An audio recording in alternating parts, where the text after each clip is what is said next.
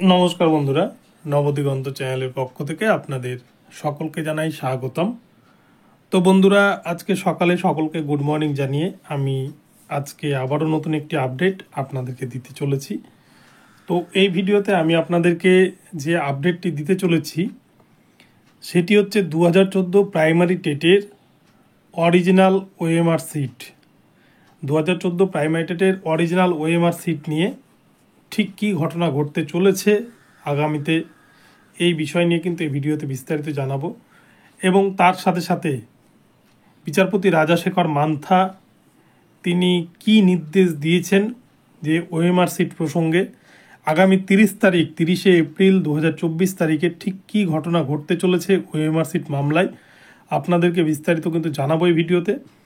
তবে তার আগে বলে রাখি, যারা প্রথমবার ভিডিওটি দেখছেন, আমার চ্যানেলটিকে ভিজিট করছেন, আপনারা কিন্তু অবশ্যই চ্যানেলটিকে সাবস্ক্রাইব করে নেবেন, কেননা এই ধরনের আপডেট সবার আগে সর্বপ্রথমে কিন্তু একমাত্র নবদিগন্ত চ্যানেল থেকেই পেয়ে যাবেন।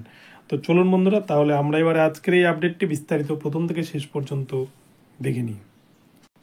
তো বন্ধুরা, 2014 প্রাইমারি টেট, আমি কিন্তু যেটাকে অভিশপ্ত টেট বলি, আপনারা দেখেছেন হয়তো পূর্বের ভিডিওগুলোতে।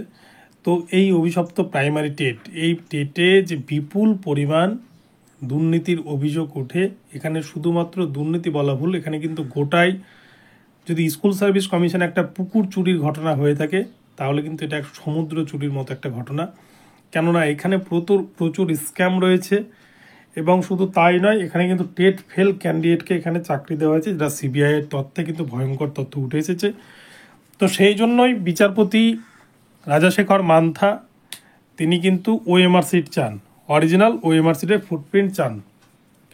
তো এই প্রসঙ্গে প্রাইমারি বোর্ড তারা কিন্তু সময় চেয়েই যাচ্ছে, এবং তারা কিন্তু একাধিকবার কলকাতা হাইকোর্টে প্রাক্তন বিচারপতি অভিজিৎ গঙ্গোপাধ্যায় এজলাসে যখন এই শান্তনু সিটের ওএমআর মামলা চলছিল, তারা কিন্তু পরিষ্কার জানিয়েছে তাদের কাছে কোনো ওএমআর কপি নেই, তারা ওএমআর দিতে পারবে না। তাদের কাছে যেটা রয়েছে সেটা হচ্ছে ডিজিটাইজড ওএমআর কপি, যেটা খুব সহজে এডিট করা যায়, আর যে ওএমআর কপি কিন্তু কোনো মতেই কোর্টে গ্রহণযোগ্য নয়। তো এই প্রসঙ্গে বিচারপতি রাজাশেখর মান্থা সিবিআইকে কড়া নির্দেশ দিয়েছিলেন যে তাদেরকে যেখান থেকে পারুক না কেন, ঠিক যেমন স্কুল সার্ভিস কমিশনের ক্ষেত্রে সিবিআই উত্তরপ্রদেশের গাজিয়াবাদের নাইসা থেকে তারা যে অরিজিনাল ওএমআর সিটের ফুটপ্রিন্ট উদ্ধার করে নিয়ে এসেছিল, এবং যেটাকে কিন্তু স্কুল সার্ভিস কমিশন মান্যতা দিয়েছে যে হ্যাঁ এই সেই ওএমআর সিট, এবং যার ভিত্তিতে কিন্তু আপনারা দেখেছেন যে পুরো প্রায় 23,500 শিক্ষক এবং অশিক্ষক কর্মীর কিন্তু প্যানেল বাতিল করে দিয়েছে ইতিমধ্যে কলকাতা হাইকোর্ট। কেননা তাদের কাছে কোনো উপায় ছিল না। কলকাতা হাইকোর্টের বিচারপতি দেবাংশু বসাক তিনি ডিসেম্বর মাস থেকে স্কুল সার্ভিস কমিশনের শুনানি করছেন, এবং তিনি একাধিকবার কিন্তু স্কুল সার্ভিস কমিশনের বক্তব্য স্পষ্ট করতে বলেছিলেন, তাদের অবস্থান কি জানতে চেয়েছিলেন, এবং যারা দুর্নীতি করে চাকরি পেয়েছিলেন, যারা এক্সিট ভ্যাকান্সি হোক বা ওএমআর বিকৃতি করে হোক, যারা দুর্নীতি করে চাকরি পেয়েছিল তাদের অবস্থানটা কি বা তাদেরকে নিয়ে কী ভাবছে স্কুল সার্ভিস কমিশন, এই বিষয়টা কিন্তু একাধিকবার জানতে চান বিচারপতি দেবাংশু বসাকের বেঞ্চ। কিন্তু স্কুল সার্ভিস কমিশন এবং সরকার এই নিয়ে কিন্তু সম্পূর্ণ উদাসীন ছিলেন, তারা কিন্তু সেভাবে কোনো স্টেপ নেননি, এবং আদালতকে তারা কিন্তু জানায়ওনি যে ঠিক কী করতে চলেছে যারা দুর্নীতিগ্রস্ত হয়ে চাকরি পেয়েছেন বা দুর্নীতি করে চাকরি পেয়েছেন তাদের নিয়ে। তো সেই জন্যই কিন্তু কোর্টকে বাতিলের পথে হাঁটতে হয়েছে, যেহেতু কাকড় আর চাল পুরোটাই মিশে গেছে, পুরোটা বাছাই করতে পারছে না, সেই জন্য তারা কিন্তু সম্পূর্ণ প্যানেলকে বাতিল করে দিয়েছেন।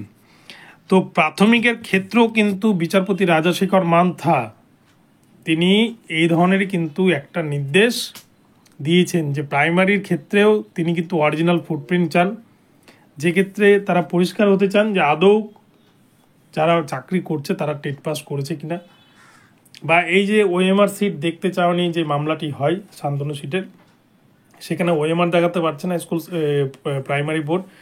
তো সেক্ষেত্রে তাদের কি অবস্থান, এই বিষয়টা স্পষ্ট করতে বলা হয়।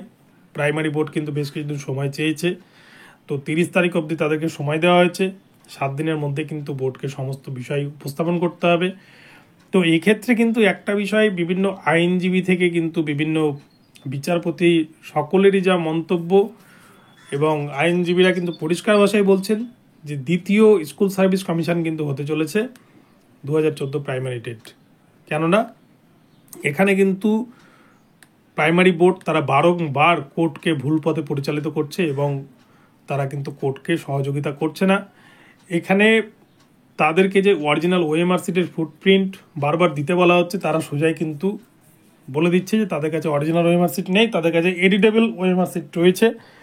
তো এই বিষয়ে কিন্তু বিচারপতি রাজাশেখর মান্থা গত 3 দিন আগে যে শুনানি হলো সেখানে কিন্তু তিনি পরিষ্কার জানিয়ে দিয়েছেন যে প্রাইমারি বোর্ড যদি এই বিষয়ে সহযোগিতা না করে তাহলে কিন্তু তাকে যারা চাকরি করছে তাদের উপরে হস্তক্ষেপ করতে যাবে। অর্থাৎ এক কথায় বলতে গেলে ঠিক যেমন বিচারপতি দেবাংশু বসাক বলেছিলেন, একাধিকবার কিন্তু তিনি হুঁশিয়ারি দিয়েছিলেন যে প্যানেল বাতিল করে দেওয়ার, পুরো প্যানেল বাতিল করে দেওয়ার, কিন্তু যোগ্যদের কথা ভেবে করতে পারছেন না। ঠিক রাজাশেখর মান্থাও কিন্তু এরকম ধরনেরই কথা বলছেন। তো যদি কোর্টের হাতে কোনো অপশান না থাকে তখন কিন্তু পুরো যে 60,000-এর প্যানেল, অর্থাৎ 2014 প্রথম যে নিয়োগ হয়েছিল 2016 সালে 42,949, যেটা নিয়ে কিন্তু একাধিক অভিযোগ, টেট ফেল ক্যান্ডিডেটকে চাকরি পাইয়ে দেওয়া, বিভিন্ন অভিযোগ রয়েছে, 5% প্যানেল দেয়নি, রিজার্ভেশন মানেনি, কাট অফ মানেনি, এরকম যে বিষয়গুলো এসছে। এবং তারপরে যে 16,500 রিক্রুটমেন্ট হয়, যেটাও কিন্তু 2014 প্রাইমারি টেট থেকে হয়। এবং শুধু তাই নয়, তারপরেও কিন্তু 9,533-এর যে প্যানেল নিয়োগ হয়েছে বর্তমানে এবং যার কিন্তু কাউন্সিলিং প্রক্রিয়া এখনও শেষ হয়নি, সেখানেও কিন্তু 2014 প্রাইমারি টেট থেকে বহু ক্যান্ডিডেট, কয়েক হাজার ক্যান্ডিডেট সেখানে কিন্তু ইনক্লুডেড হয়েছেন, মেধা তালিকায় রয়েছেন। ফলে 3টি নিয়োগ প্রক্রিয়া থেকে কিন্তু আগামীতে হয়তো বাদ পড়ে যেতে পারে শুধুমাত্র পর্ষদ এবং রাজ্য সরকারের অসহযোগিতার জন্য। তো কোর্ট কিন্তু আবারও সময় দিয়েছে বিচারপতি রাজাশেখর মান্থা। এর আগের দিন কিন্তু সিনিয়র আইনজীবী বিকাশ রঞ্জন ভট্টাচার্য ছিলেন। বিকাশ রঞ্জন ভট্টাচার্য বোর্ডকে সময় দিতে বলেন, লিমিটেড সময়। সেক্ষেত্রে বোর্ড যাতে পরবর্তীতে সুপ্রিম কোর্টে গিয়ে না বলতে পারে যে আমাদেরকে সময় দেওয়া হয়নি, একতরফা শুনানি করেছে কলকাতা হাইকোর্ট। তাই এই বিষয়ে কিন্তু সব দিক খতিয়ে দেখে যাতে কোনো আইনি প্রক্রিয়ার সমস্যা না হয়, তাই কিন্তু বিচারপতি রাজাশেখর মান্থা প্রাইমারি বোর্ডকে আবারও সময় দিয়ে যায় 30 তারিখ অবধি। 30 তারিখের মধ্যে বোর্ড যদি সঠিকভাবে তাদের বক্তব্য সাবমিশন করতে না পারে বা অরিজিনাল ওএমআর কপি নিয়ে তাদের যদি বক্তব্য স্পষ্ট না হয়, তাহলে কিন্তু বিচারপতি রাজাশেখর মান্থা তারা আগামীতে প্যানেল বাতিলের পথেই কিন্তু হাঁটবেন। এটা আমার কথা নয়, এটা কিন্তু বিচারপতিদের মন্তব্য এবং আইনজীবীদের মন্তব্য। এবং শুধু তাই নয়, আপনারা দেখতে পাচ্ছেন পেপার কাটিংও কিন্তু এই বিষয়টা উল্লেখ রয়েছে।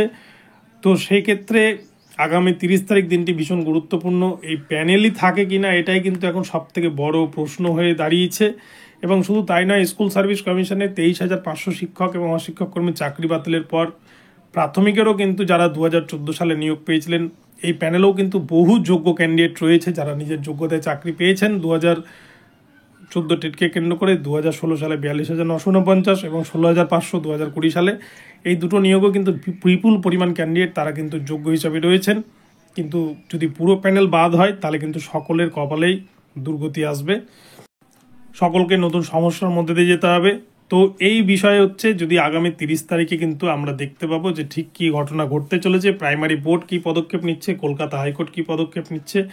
তবে সকলেরই কিন্তু অনুমান, সকলেই কিন্তু এই বিষয়টা নিয়ে ভীষণ ভয়ে রয়েছেন যে আগামীতে হয়তো বিচারপতি Rajasekhar Mantha original OMR seat না পেলে সেক্ষেত্রে কিন্তু পুরো প্যানেল উড়িয়ে দিতে পারেন বা বাতিল করে দিতে পারেন। যেহেতু 32,000-এর প্যানেল কিন্তু এখনও পর্যন্ত বাতিল হয়ে রয়েছে, নন টেন্ডার প্যানেল, যেটা কিন্তু ডিভিশন বেঞ্চে রয়েছে তপব্রত চক্রবর্তীর বেঞ্চে। তো কী হবে আগামীতে বলা মুশকিল। তো বন্ধুরা, এই পর্যন্ত এখন রইল আপডেটটি।